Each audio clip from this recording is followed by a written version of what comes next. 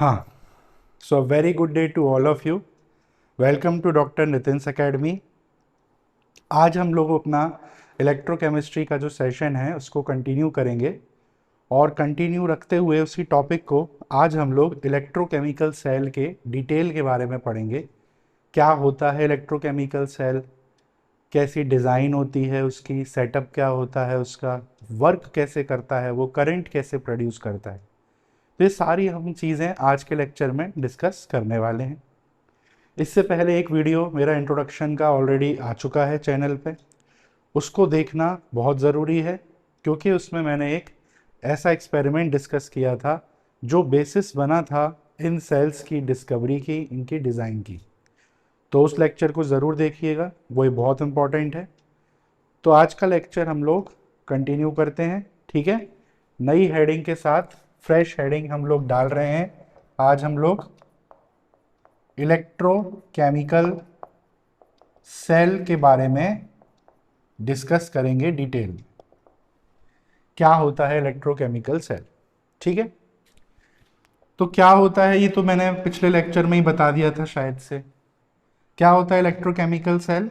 एक ऐसा सेल जिसमें हम, शॉर्ट में लिख रहा हूं, ठीक है, जिसमें हम केमिकल रिएक्शन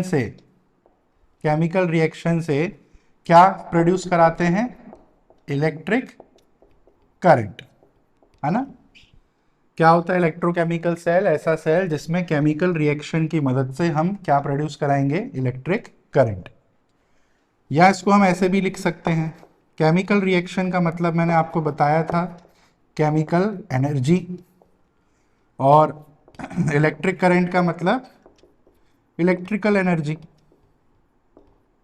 तो ऐसे भी लिख सकते हैं कि device which converts chemical energy to electrical energy. तो ये होते हैं इलेक्ट्रोकेमिकल सेल। अच्छा, अब सवाल उठता है कौन सी केमिकल रिएक्शन हम यहाँ पर कराने वाले हैं। तो ये भी मैंने आपको बताया था पिछले लेक्चर में। यहाँ हम कराते हैं इनडायरेक्ट रिडॉक्स रिएक्शन। यहाँ हम कराते हैं इनडायरेक्ट रिडॉक्स रिएक्शन। अब देखो, रिडॉक्स रिएक्शन का मतलब तो मैंने आपको पहले बता चुका है ऑलरेडी। रिडॉक्स का मतलब होता है कि बोथ ऑक्सीडेशन एंड रिडक्शन, ठीक है। बोथ ऑक्सीडेशन एंड रिडक्शन दोनों रिएक्शन कराते हैं। सवाल ये उठता है इनडायरेक्ट का क्या मतलब है? इनडायरेक्ट का मतलब क्या है? तो अगर याद हो, इसलिए मैंने बोला कि पिछले टर्न पे जो मैंने पहला जो वीडियो डाला है वो देखना ज़रूरी क्यों है। उसमें जो मैंने एक्सपेरिमेंट कराया था वो था डायरेक्ट रिडॉक्स, है ना। और मैंने मतलब भी बताया था कि डायरेक्ट का मतलब ये है कि हम ऑक्सीडेशन रिडक्शन दोनों रिएक्शन एक ही कंटेनर में करा रहे हैं। देखा होगा आपने, जिंक का ऑक्सीडेशन हो रहा था वहीं, है ना, जिंक Zn2+ आयन में कन्वर्ट हो रहा था, और उसी में जो सॉल्यूशन में कॉपर के आयंस थे वो रिड्यूस हो जा रहे थे। इनडायरेक्ट का मतलब क्या है? डिफरेंट कंटेनर्स, बस इतना सा फर्क है। वही रिएक्शन दोबारा करानी है हमको, सेम रिएक्शन, बस फर्क ये है कि इस बार अलग अलग कंटेनर्स में कराने की कोशिश करेंगे। एक कंटेनर में ऑक्सीडेशन हो रहा होगा तो दूसरे में हम क्या कराएंगे? रिडक्शन। इतनी बात समझ में आ गई, ठीक है। टाइप्स। अब देखो, इलेक्ट्रोकेमिकल सेल्स में हम कोई भी substance, generally metals, non metals ले सकते हैं, ठीक है। मतलब ऑक्सीडेशन रिडक्शन कराना है तो किन का कराओगे आप? किसी ना किसी एलिमेंट का कराओगे। तो डिपेंडिंग अपॉन कौन से एलिमेंट हमने लिए हैं, हम जनरली फिक्स रहता है, कुछ डी ब्लॉक्स के एलिमेंट्स ज़्यादातर प्रेफर करे जाते हैं। पर डिपेंडिंग अपॉन कौन सा एलिमेंट लिया है हमने, किसका ऑक्सीडेशन हो रहा है, किसका रिडक्शन हो रहा है, इस बेसिस पे अलग अलग टाइप्स बोल लो या एग्जाम्पल्स बोल सकते हो आप। जैसे कि मैं यहाँ पे कुछ फेमस एग्जाम्पल्स हैं वो लिख देता हूँ। जिंक कॉपर सेल, ठीक है, जिंक कॉपर सेल। अच्छा, जिंक कॉपर सेल बहुत इंपॉर्टेंट है, इट्स वेरी इंपॉर्टेंट। सबसे ज़्यादा कॉमनली यूज यही है। इसको हम लोग डैनियल सेल के नाम से भी जानते हैं, और यही पढ़ना है हम लोगों को आज। आपके बुक्स में यही मेंशन्ड है, इसी का डिस्कशन है। क्रोमियम लेड सेल होता है एक, निकल सिल्वर सेल होता है एक। तो ऐसे अलग अलग टाइप के इलेक्ट्रोकेमिकल सेल्स होते हैं, डिपेंडिंग अपॉन कि आपने इसमें मटेरियल्स कौन से चूज किए हुए हैं ऑक्सीडेशन के लिए और रिडक्शन के लिए। क्लियर है? अच्छा, इसमें आपसे कोई अगर पूछे कि किसका ऑक्सीडेशन और किसका रिडक्शन हो रहा है, तो ये चीज खैर हालांकि हम आगे पढ़ेंगे वैसे, बट ट्रिक बता देता हूं आपको याद रखने के लिए। हमेशा ध्यान रखना, लेफ्ट में जो होगा उसका होगा ऑक्सीडेशन, राइट में जो लिखा होता है उसका होता है रिडक्शन। ये मतलब स्टैंडर्ड है, ये सेट कर रखा है। ऐसा कुछ नहीं है कि कोई नियम या कुछ वो है, बस एक फिक्स कर दिया है करके ताकि याद रहे। तो लेफ्ट में जो भी हो, लेफ्ट में कौन होगा इसमें से, ये लेफ्ट है तो उसका होता है ऑक्सीडेशन, राइट वाले का हमेशा होता है रिडक्शन। मतलब यहाँ जिंक का ऑक्सीडेशन हो रहा होगा, कॉपर का रिडक्शन, यहाँ क्रोमियम का ऑक्सीडेशन, लेड का रिडक्शन, निकल का ऑक्सीडेशन, सिल्वर का रिडक्शन। क्यों जिंक का ही ऑक्सीडेशन हो रहा है, कॉपर का रिडक्शन हो रहा है? ऐसा क्यों नहीं हो सकता कि कॉपर का ऑक्सीडेशन हो जाए, जिंक का रिडक्शन हो जाए? तो ये चीज कैसे डिसाइड हो रही है कि कौन ऑक्सीडाइज हो रहा है कौन रिड्यूस? तो ये अपन इस चैप्टर में आगे डिस्कस करेंगे जब इलेक्ट्रोकेमिकल सीरीज नाम का एक टॉपिक आएगा। बेसिकली हर सब्सटेंसेस की टेंडेंसी होती है ऑक्सीडाइज होने की। कोई किसी को पसंद लगता है ऑक्सीडेशन करना, किसी को अच्छा लगता है रिडक्शन करना, वो उसके पीछे एक रीजन है, मैं वो वहां पे पढ़ाऊंगा जब हम आएंगे। तो फिलहाल के लिए ट्रिक बता दी है, इसको याद रखना है। ओके, तो ये इतना आप पहले नोट डाउन कर लीजिए। इलेक्ट्रोकेमिकल सेल क्या होता है बता दिया है, कौन सी टाइप की रिएक्शन हम यहाँ कराने वाले हैं ये भी बता दिया है, और अलग अलग एग्जाम्पल्स भी हमने इनके देख लिए। चलिए मिटा दूं। अब हम लोगों को डैनियल सेल के बारे में पढ़ना है। वो कोई एक सेल पढ़ेंगे, ठीक है, उससे अंडरस्टूड हो जाएगा। देखो सेटअप पढ़ना है, बेसिक सेटअप पढ़ना है, एक का पढ़ लेते हैं, डैनियल आपके सिलेबस में है, उसी से आपके बाकियों का क्लियर हो जाएगा। सेटअप सबका सेम ही रहता है ना, सेम ही डिज़ाइन रहती है, बस चेंज क्या हो जाती हैं उनमें, रिएक्शंस चेंज हो जाएंगी। अब आप क्रोमियम लोगे तो रिएक्शन कुछ और होगी, क्रोमियम का ऑक्सीडेशन कराओगे फिर आप, है ना, वैसी चीज़ है। चलिए तो हेडिंग लगा लेते हैं, डैनियल सेल। डैनियल सेल, ठीक है, डैनियल सेल क्या है? डैनियल सेल आपसे कोई पूछे तो it is a type of electrochemical cell, है ना भाई। इलेक्ट्रोकेमिकल सेल का ही तो एक टाइप है, उसी का एक वन मोर वेरिएंट है, या हम बोल रहे हैं कि उसी का एक एग्जाम्पल है। अच्छा, एक चीज और याद रखना है कि जो हमारे इलेक्ट्रोकेमिकल सेल होते हैं ना, इनको और भी नामों से जानते हैं हम, ये आप मेंशन कर लेना वहां पर।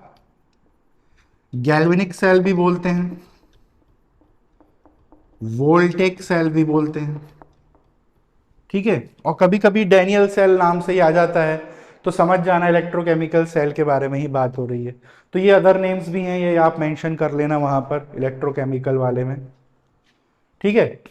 चलिए अब आ जाओ, देखते हैं इसका सेटअप कैसा है, कैसे इसकी डिजाइन है, कैसे बनाते हैं इसको। तो देखो, चाहे कोई भी इलेक्ट्रोकेमिकल सेल हो, whether it is zinc copper cell, whether it is chromium lead cell, कोई भी हो, हर टाइप के इलेक्ट्रोकेमिकल सेल के अंदर दो चीजें इंपॉर्टेंट हैं। एक जिनको हम बोलते हैं इलेक्ट्रोड्स, क्या बोलते हैं, इलेक्ट्रोड्स, और एक बोलते हैं हम इलेक्ट्रोलाइट्स। ये हर टाइप के सेल में या बैटरी में यही दो चीजें इंपॉर्टेंट होती हैं, इलेक्ट्रोड्स, इलेक्ट्रोलाइट, ठीक है। इलेक्ट्रोलाइट्स या इलेक्ट्रोलाइट जो भी है, क्या होते हैं दोनों? देखो, इलेक्ट्रोड हम सीधी सीधी भाषा में रॉड्स को बोलते हैं। हर सेल या बैटरी के अंदर कुछ रॉड्स रहती हैं जो करंट कंडक्ट कराने में मदद कर रही हैं, मतलब जिनके थ्रू करंट फ्लो हो रहा है। आपने देखा होगा ना, बैटरीज हैं, सेल आते हैं, उसमें आपने देखा होगा प्लस माइनस लिखा रहता है, एक एंड पे प्लस रहता है, एक एंड पे माइनस, तो वो इलेक्ट्रोड्स ही होते हैं, प्लस माइनस वाले, ठीक है। इनको हम और क्या बोलते हैं, एनोड और कैथोड। अब किसे एनोड बोलते हैं, किसे कैथोड बोलते हैं, ये हम जब डिजाइन दे बनाऊंगा मैं, उसमें आपको एक्सप्लेन कर दूंगा, इलेक्ट्रोलाइट्स क्या होता है? इलेक्ट्रोलाइट होता है आपका एक सॉल्यूशन, ठीक है, एक टाइप का सॉल्यूशन। किसका सॉल्यूशन? किसी भी सॉल्ट का, है ना, zinc sulphate, copper sulphate, lead sulphate. मतलब जनरली क्या होता है, देखो, जिस मेटल की रॉड ली जाती है उसी का हम एक जनरली एक सॉल्यूशन ले लेते हैं। एक्वस भी हो सकता है सॉल्यूशन, कंसंट्रेटेड भी हो सकता है ना, पानी कम भी हो सकता है, पानी ज़्यादा भी हो सकता है, डाइल्यूट भी हो सकता है, वगैरह वगैरह।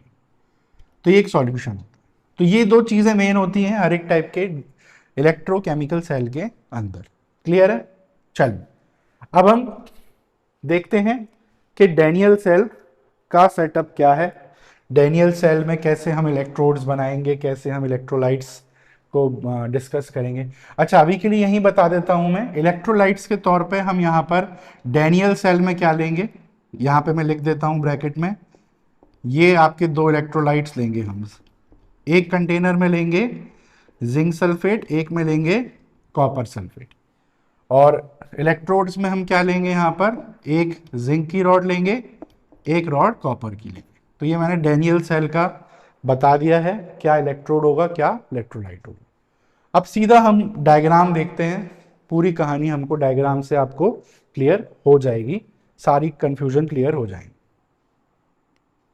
ठीक है, इसको लिख लो आप, लिखना चाहो तो, नहीं तो डायग्राम में सब चीज़ें आ जाएंगी, कोई इशू नहीं है। मिटा दूं इसे, थोड़ा बड़ा डायग्राम बनाएंगे तो इसलिए जगह चाहिए उसके लिए, है ना।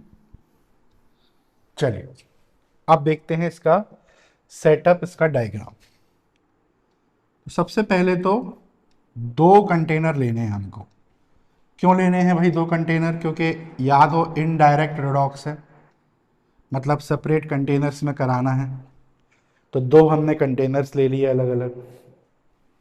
दोनों कंटेनर्स के अंदर हम क्या लेंगे, ये हमने क्या ले लिया, सॉल्यूशन ले लिया, इलेक्ट्रोलाइट ले लिया हमने। ठीक है, क्या क्या लेंगे देखो, इसमें हम लेंगे ZnSO4 का एक्वस सॉल्यूशन, मतलब पानी भी होगा साथ में। यहां हम क्या लेंगे, कॉपर सल्फेट का एक्वस सॉल्यूशन। तो ये आपके दोनों क्या हो गए, ये हो गए आपके इलेक्ट्रोलाइट, पहले ही लिखा दिया था मैंने। क्लियर है? अब इसके अंदर हम लेंगे रॉड, दोनों सॉल्यूशन के अंदर हम एक रॉड डालेंगे। रॉड याद है क्या थी, रॉड हम मतलब होता है इलेक्ट्रोड्स। तो एक रॉड यहां डाली, एक रॉड यहां। क्या क्या है ये है जिंक की रॉड। देखो जिस मेटल की रॉड है उसी का सॉल्यूशन होगा, ये ट्रिक है याद रखने के लिए, है ना, कंफ्यूजन नहीं होना चाहिए। ये किसकी रॉड होगी, कॉपर की रॉड। क्लियर है? इतना चीज समझ में आई? बहुत इंपॉर्टेंट है ये डैनियल सेल, इसलिए बहुत ध्यान से इत्मीनान से पॉज कर करके समझ लो, कोई दिक्कत नहीं है।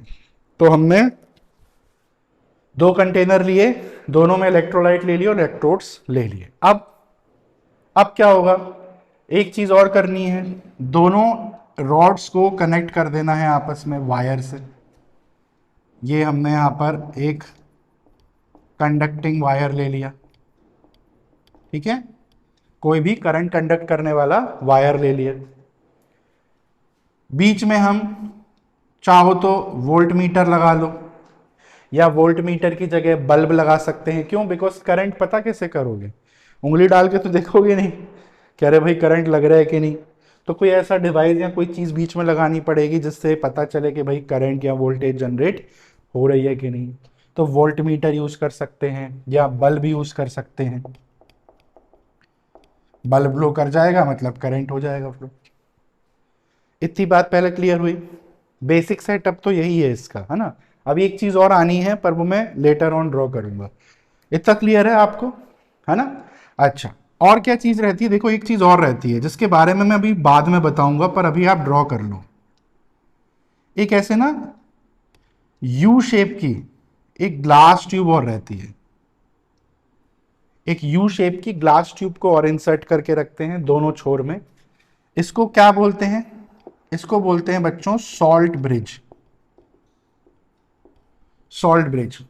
अब सॉल्ट ब्रिज क्या चीज है, इसका डिटेल हमको अलग से पढ़ना है। सॉल्ट ब्रिज एक्चुअली में अब आप अभी के लिए फिलहाल के लिए जानने के लिए आपको जानना हो कि सॉल्ट ब्रिज का यहाँ पे क्या काम है, तो भाई सर्किट कंप्लीट कर रहा है। कोई भी चीज का सर्किट कंप्लीट होगा तभी तो करंट फ्लो होता है। तो अभी के लिए इतना ही जान लो बस कि सर्किट कंप्लीट करने के लिए है। और क्या इसके फायदे हैं, फंक्शंस है, वो हम अभी आगे अलग से पढ़ेंगे जब बेसिक डिजाइन हम पढ़ लेंगे। तो इतना आप पहले डायग्राम ड्रॉ कर लीजिए। इतना बेसिक सेटअप डैनियल सेल का हमको देखने को मिल जाता है। अब हम आगे पढ़ते हैं कहानी में। अब क्या होगा देखो, कुछ नहीं, हम वैसे भी यहाँ पर केमिकल रिएक्शन कराने वाले हैं और स्पॉन्टेनियस रिएक्शंस हैं, मतलब अपने से रिएक्शन होना शुरू हो जाएगी। कैसे होगी, सबसे पहले लेफ्ट में आते हैं। लेफ्ट में याद हो मैंने आपको बताया था ट्रिक, हमेशा लेफ्ट में क्या होता है, ऑक्सीडेशन। तो लेफ्ट में क्या होगा, ऑक्सीडेशन। किसका होगा, जिंक का होगा, है ना, जिंक का ऑक्सीडेशन होगा। अच्छा, ऑक्सीडेशन क्या होता है, लॉस ऑफ इलेक्ट्रॉन्स। तो जिंक जितनी टेंडेंसी रखता है इलेक्ट्रॉन लूज करने की, वो लूज करेगा। तो जिंक सॉलिड, मतलब ये रॉड वाला जिंक है, क्या करेगा, ये 2 इलेक्ट्रॉन लूज करके किसमें कन्वर्ट हो जाएगा, Zn2 plus ion. 2 electron lose किए तो 2 प्लस चार्ज आ गया। तो ये हो गया हमारे जिंक का ऑक्सीडेशन। क्लियर है। अब क्या होगा देखो, ये जो जिंक के आयंस कन्वर्ट हुए Zn2 प्लस के, ये यहां पर जिंक है ना, तो ये आयंस तो आ जाएंगे सॉल्यूशन में। ये आ गए आयन सॉल्यूशन में, जहां ऑलरेडी पहले से भी आयंस है ना। पहले से सॉल्यूशन में किसके आयंस हैं, ये भी लिख लो। पहले से सॉल्यूशन में जिंक Zn2 प्लस आयन है और SO4 2 माइनस के आयन है, सल्फेट के आयन है। तो इन्हीं में आके ये जिंक आयंस भी डिसॉल्व हो जाएंगे, इसलिए एक्वस लिखा है यहां पे, AQ। अच्छा, इलेक्ट्रॉन्स के साथ क्या होगा, तो देखो इलेक्ट्रॉन्स आ जाएंगे रॉड पे, इलेक्ट्रॉन्स चढ़ जाएंगे रॉड के ऊपर। अब क्या होगा, तो इलेक्ट्रॉन्स ढूंढेंगे एक जाने का रास्ता कि यार कहीं की तरफ भागे हम। भागने के लिए इनको क्या मिलेगी रॉड के बाद, ये वायर। अच्छा, सबसे पहली चीज याद रख लो, चूंकि रॉड पर इलेक्ट्रॉन्स एक्यूमुलेटेड हैं, तो ये रॉड पे चार्ज क्या आ जाएगा, नेगेटिव। क्या आ जाएगा रॉड पे, चार्ज नेगेटिव। इसको हम लोग बोलते हैं एनोड, इसको हम बोलते हैं एनोड। तो याद रख लेंगे, लेफ्ट जो आपका कंटेनर है उसकी जो रॉड है उसको एनोड बोलते हैं, और एनोड पे चार्ज क्या होता है, नेगेटिव। क्लियर है।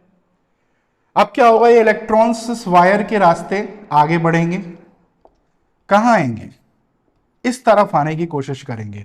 मतलब ये वाला जो रॉड है इस तरफ ये इलेक्ट्रॉन आने की कोशिश करेंगे। अब इससे क्या होगा, इससे देखो ये होगा कि जैसे मैंने बताया ना कि जिंक में टेंडेंसी क्या होती है कि उसको ऑक्सीडेशन करने की इच्छा ज्यादा होती है, तो वो ऑक्सीडाइज हो गया। जब एक ऑक्सीडाइज होता है तो दूसरा हमेशा क्या होता है, रिड्यूस ही होता है, जनरली ऐसा ही होता है। तो जिस तरह जिंक को ऑक्सीडेशन की टेंडेंसी आ रही थी, यहां किसको टेंडेंसी आएगी, रिडक्शन की, कॉपर। तो जैसे यहां ऑक्सीडेशन हुआ, यहां हो जाएगा रिडक्शन, किसका, कॉपर का। तो वहां कॉपर ही है। अब कॉपर मतलब कौन सा कॉपर, ये वाला कॉपर। अरे भाई वो तो सॉलिड है, सॉलिड का कैसे, उसमें से इलेक्ट्रॉन कैसे निकलेंगे, तो आप जानते हो सॉलिड्स में से इलेक्ट्रॉन निकालना मुश्किल होता है, बाइंडेड रहते हैं वो इलेक्ट्रॉन्स बहुत ज्यादा। तो जाहिर सी बात है, देखो सॉल्यूशन में यहां पे कौन कौन से आयंस हैं, एक है Cu2 प्लस के आयंस और एक है सल्फेट के आयंस, है ना। तो सॉल्यूशन में जो कॉपर के आयंस होंगे, इन पे चार्ज क्या है, पॉजिटिव, और इनको रिड्यूस भी होना है, इनको अपना चार्ज खत्म भी करना है। देखो अल्टीमेटली खेल ये है कि प्लस चार्ज हटाना है इनको, अपना चार्ज होना मतलब पाप की निशानी होती है। तो ये अपना प्लस चार्ज खत्म करने की कोशिश करेंगे। कैसे खत्म होगा प्लस चार्ज, भाई देखो इनकी नजर पड़ेगी यहां पर आ रहे इलेक्ट्रॉन्स के ऊपर, तो इनको क्या लगेगा, यार बढ़िया यार यहां से इलेक्ट्रॉन्स आ रहे हैं, एक काम करते हैं अपन चलते हैं रॉड के ऊपर, अपन चलते हैं रॉड के ऊपर। और क्या करेंगे, रॉड के ऊपर, रॉड के ऊपर जाके इन इलेक्ट्रॉन्स को अपनी तरफ खींच लेंगे, और खींच के क्या कर लेंगे, अपना रिडक्शन। तो क्या होगा, सॉल्यूशन में जो कॉपर के आयंस हैं Cu2 प्लस, ये गेन कर लेंगे, है ना। रिडक्शन क्या होता है, gain of electrons, loss of electron is oxidation, gain of electron. तो इन्होंने इलेक्ट्रॉन्स गेन कर लिया। अब देखो वही इलेक्ट्रॉन्स जो इसने लूज किए थे वो इसने गेन कर लिए, और क्या हो गया, खत्म चार्ज, कॉपर में कन्वर्ट हो जाएगा। ये वही रॉड है कॉपर की, तो कॉपर वहीं रह जाएगा। तो ये होती है रिडक्शन की रिएक्शन, ये थी ऑक्सीडेशन की रिएक्शन। अच्छा, अब जैसे ये रॉड नेगेटिव थी, ये रॉड क्या होगी, तो यहां क्या हो रहा है, देखो यहां रॉड पे किसके आयंस आ रहे हैं, कॉपर के आयंस। तो कॉपर पे क्या है, पॉजिटिव चार्ज। तो ये रॉड, इस रॉड के रिस्पेक्ट में ये रॉड क्या हो जाएगी, पॉजिटिव। अब वो बात ठीक है कि कॉपर आपका डिस्चार्ज हो रहा है, आइडली तो कुछ चार्ज नहीं होना चाहिए क्योंकि चार्ज तो खत्म ही हो गया ना। But for the time being अगर हम इसके रिलेशन में बात करें तो ये नेगेटिव, तो उसको पॉजिटिव ही बोलेंगे। तो ये हो जाती है रॉड पॉजिटिव, इसको हम बोलते हैं कैथोड। इस रॉड को क्या बोलते हैं, कैथोड। तो ये बहुत ही अच्छी तरीके से ध्यान में रख लो आप, क्या एनोड है क्या कैथोड है, किस पे नेगेटिव है किस पे पॉजिटिव चार्ज है, क्या रिएक्शन हो रही है एनोड की तरफ कैथोड की तरफ। समझ में आ गया अच्छे से, बस ये चीज होनी स्टार्ट हो जाती है। अब क्या होगा, अब तो बहुत ही सिंपल सी चीज है, इलेक्ट्रॉन्स का फ्लो होना शुरू हो गया। ये आपके इलेक्ट्रॉन्स देखो आपके फ्लो हो रहे हैं लेफ्ट से राइट में, है ना, नेगेटिव चार्ज इलेक्ट्रॉन्स का फ्लो हो रहा है। आप अच्छे तरीके से जानते हो कि जिस डायरेक्शन में इलेक्ट्रॉन फ्लो होते हैं उसके अपोजिट डायरेक्शन में क्या फ्लो होता है, करंट, है ना। करंट कैसे फ्लो होता है, पॉजिटिव से नेगेटिव की तरफ। तो बस यहां से यहां करंट फ्लो होना शुरू हो जाएगा, जो कंफर्म हो जाएगा कैसे, वोल्ट मीटर की जो नीडल होगी उसमें डिफ्लेक्शन आएगा, या बल्ब लगाओगे तो वो ग्लो करने लगेगा। तो उससे ये क्लियर हो जाएगा कि भाई ये हमारा सेटअप बन गया है और करंट फ्लो होना यहां पे स्टार्ट हो गया। क्लियर है बात, समझ में आ गई आपको। तो ये है एक बेसिक सेटअप या design of Daniell cell, zinc copper cell. तो इसको अच्छे से ड्रॉ कर लीजिएगा आप, है ना, एग्जाम में के लिए इंपॉर्टेंट है, एग्जाम में बनाने आएगा तो आपको ऐसे ही बनाना पड़ेगा, रिएक्शन लिखनी पड़ेगी, तो ये आप ड्रॉ कर लीजिए। क्लियर है, आगे बढ़े, चलिए। अब कुछ कुछ एक्स्ट्रा चीजें मैं यहां पर आपको बता देता हूं जो जानकारी के लिए बेहद जरूरी हैं। क्या है, जैसे कि कभी कभी बच्चे ना कंफ्यूज कर जाते हैं कि कहाँ ऑक्सीडेशन हो रहा है कहाँ रिडक्शन हो रहा है, एनोड क्या है कैथोड क्या है, नेगेटिव कौन है पॉजिटिव कौन है, बहुत कंफ्यूजन होता है। इस कंफ्यूजन के लिए एक ट्रिक है जो आप लोग याद कर सकते हो जरूरत पड़े तो। क्या है वो ट्रिक, देखो लेफ्ट वाले के लिए याद रख लो, क्या है, लोन। लोन क्या है, लोन का मतलब, एल से है लेफ्ट, ओ से है ऑक्सीडेशन, ए से है एनोड और एन से है नेगेटिव।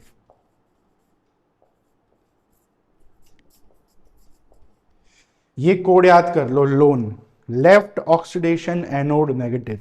इससे क्लियर हो जाएगा आपको कि क्या चीज क्या हो रही है। लेफ्ट में क्या होता है हमेशा, ऑक्सीडेशन, वहां क्या होता है एनोड, और एनोड क्या होता है, नेगेटिव। क्लियर है, तो ये आपको कोड से काम आ जाएगा। बस यहां का याद हो गया तो फिर वहां उसका अपोजिट हो जाएगा, वो हो जाएगा राइट, रिडक्शन, कैथोड पॉजिटिव। तो यहां का कोड याद रख लो, लोन, ठीक है, या फिर आपको अपना कोई कोड बनाना हो तो वो बना लो। क्लियर है, तो ये चीज ध्यान रखनी। अच्छा, ये जो दोनों कंटेनर्स हैं, अब बार बार कंटेनर कंटेनर वर्ड तो यूज नहीं करेंगे, स्टैंडर्ड केमिस्ट्री पढ़ रहे हो आप। इनको कंटेनर ना बोल के हम लोग क्या बोलते हैं, इनको हम बोलते हैं हाफ सेल्स। क्या बोलते हैं, हाफ सेल। तो इनको हम बोलते हैं half cell.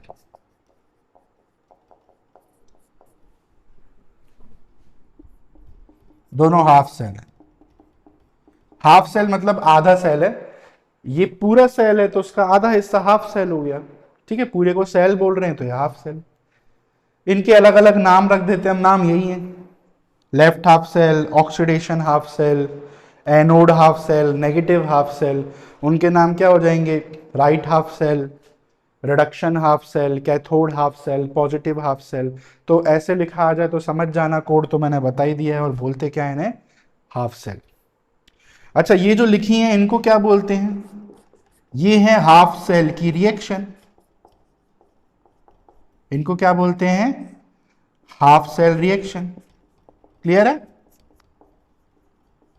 Left half cell reaction, right half cell reaction, oxidation half cell reaction, reduction half cell reaction, वगैरह वगैरह। अच्छा, कभी कभी क्या होता है, पूछ देते हैं कि बताओ what is the overall cell reaction, या कभी आपसे पूछ दिया कि सेल रिएक्शन बताओ क्या है डैनियल सेल की। तो ये बहुत चीज है, ध्यान रखना। आपसे अगर बोला जाए हाफ सेल रिएक्शन बताओ क्या है, तो आपको ये लिखनी है। अगर आपसे पूछे सेल रिएक्शन क्या है, तो पूरे सेल की रिएक्शन लिखनी पड़ती है। ओवरऑल रिएक्शन क्या होती है? सिंपल है, दोनों हाफ सेल्स की रिएक्शन को जोड़ दो, एक दोनों को जोड़ के एक फाइनल रिएक्शन जो होगी वो पूरे सेल की होगी। अब वो कैसे देते हैं? देखो, बहुत सिंपल है। दोनों रिएक्शंस को एक के नीचे एक लिख देते हैं। पहले ऑक्सीडेशन वाली है तो उसे लिख देते हैं, यही है, चेक कर लो आप, है ना। ये है अपनी ऑक्सीडेशन। और रिडक्शन क्या है? ये हमारी रिडक्शन हाफ है, ये हमारी रिडक्शन है। दोनों रिएक्शंस को जोड़ना है, ऐड करना है आपस में। अब देखो ऐड कैसे होती है रिएक्शन, बहुत सिंपल है। रिएक्टेंट वालों को एक साथ लिखेंगे, प्रोडक्ट वालों को एक साथ लिख देते हैं। बशर्ते एक चीज ध्यान रखनी है, अगर कोई चीज, अगर कोई सब्सटेंस है, अगर कोई भी कंपोनेंट सेम है दोनों रिएक्शन में और अपोजिट साइड में है, ऐसा कोई सब्सटेंस है जो एक है और दोनों अपोजिट साइड में है, तो वो कैंसिल हो जाता है। मतलब देखो, इस पूरी रिएक्शन में आपको सेम क्या लग रहा है? सब अलग है। दोनों रिएक्शन में एक चीज जो सेम है वो है 2 इलेक्ट्रॉन्स, है कि नहीं? बाकी तो सब अलग है। इसमें 2 इलेक्ट्रॉन्स कहाँ है? प्रोडक्ट साइड में या राइट हैंड साइड में। इसमें वही 2 इलेक्ट्रॉन लेफ्ट हैंड साइड में है। तो सेम चीज on opposite side gets cancelled out, ये चीज ध्यान रखनी। बस काट के बाद जितना बचा उनको एक साथ लिख दो, रिएक्टेंट एक साथ लिख दो। तो रिएक्टेंट में अब क्या बचा? Zn solid plus Cu2 plus aqueous, देखो यही दोनों बचे। फिर एरो आ जाएगा, यहां क्या है? Zn2 प्लस एक्वस और Cu सॉलिड। ये होती है आपकी ओवरऑल सेल रिएक्शन।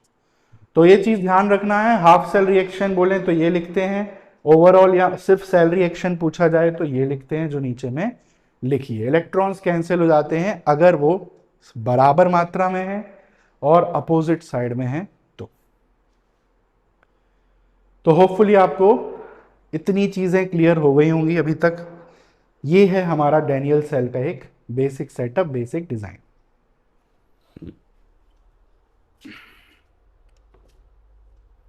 चलिए नोट कर लेंगे इसको।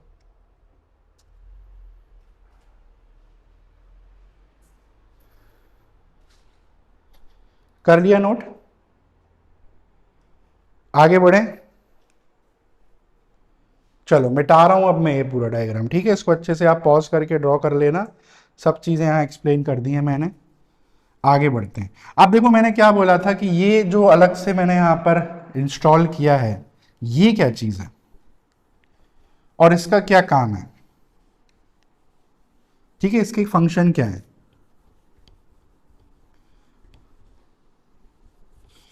तो अभी मैं इतना इतना मिटा रहा हूं, एक इंपॉर्टेंट चीज यहीं पे बता देता हूं। देखो ये जो पूरा सेटअप है, सेटअप बहुत शानदार है, बहुत अच्छा है, नो डाउट। पर इसके बिना अधूरा है सॉल्ट ब्रिज के। क्यों अधूरा है सॉल्ट ब्रिज के बिना? पहली चीज तो सर्किट कंप्लीट नहीं हो रहा था, वो ये कर रहा है। उससे भी बड़ी परेशानियां हैं कुछ कुछ, जो मैं यहां पर अब आपको बताने वाला हूं। तो देखो कुछ इस पूरे सेटअप में कुछ प्रॉब्लम्स हैं और उन प्रॉब्लम्स के सॉल्यूशन के लिए ही इसको हमने बनाया है सॉल्ट ब्रिज को। देखो क्या प्रॉब्लम है, सबसे जो प्रॉब्लम मेन जो है वो प्रॉब्लम क्या है, वो ये है electrical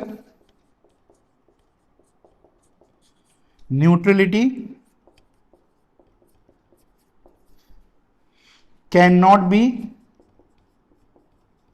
maintained in two half cells. क्या मतलब है इसका? इलेक्ट्रिकल न्यूट्रलिटी का मतलब क्या है और ये क्यों मेंटेन नहीं हो पा रही है दोनों हाफ सेल्स में? देखो ध्यान से देखते हैं। सबसे पहले लेफ्ट हाफ सेल की बात करते हैं। Left half cell, left half cell कौन सा है? ये वाला, जिंक वाला। यहां पे देखो क्या हो रहा है, जैसे जिंक का ऑक्सीडेशन हुआ तो क्या हुआ, सॉल्यूशन में किसके आयंस आ गए? Zn2+ के आ गए, है ना। ये मैंने मिटा दिया, ये लिख देता हूं। तो जैसे ही जिंक का ऑक्सीडेशन हुआ तो सॉल्यूशन में किसके आयंस आने शुरू हो गए? जिंक के आयंस। अच्छा, सॉल्यूशन में ऑलरेडी पहले से कौन कौन से आयन हैं? एक तो जिंक के ही आयंस हैं और एक सल्फेट के आयंस हैं, है कि नहीं? ये दोनों आयंस पहले से हैं सॉल्यूशन में।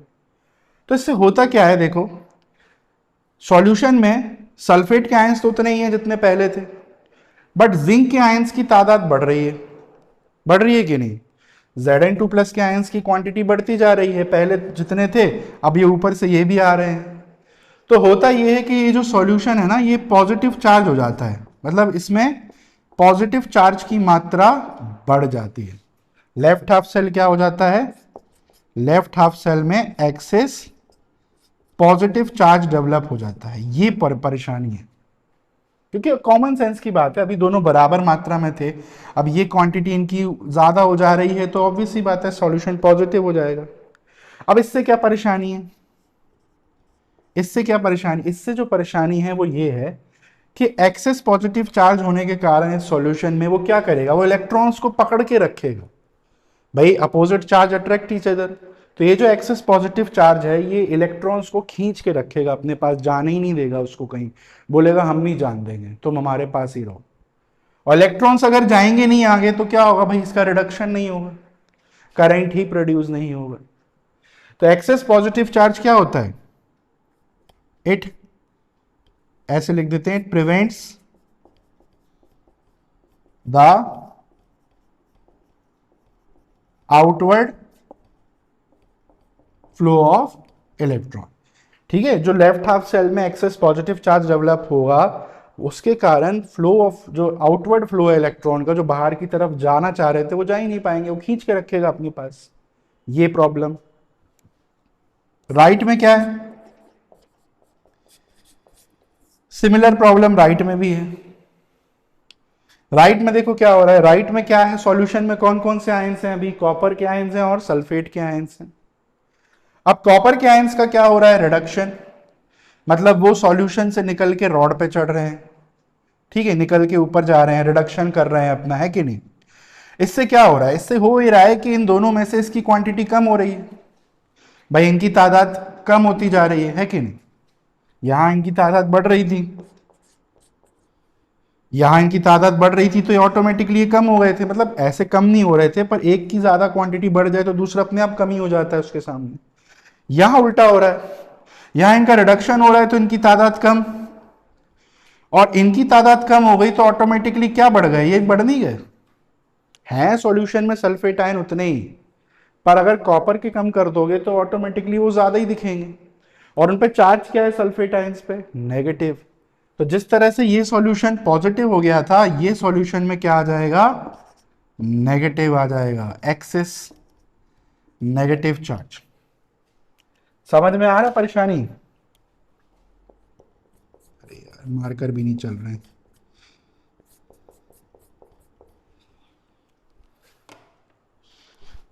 एक्सेस नेगेटिव चार्ज, ठीक है।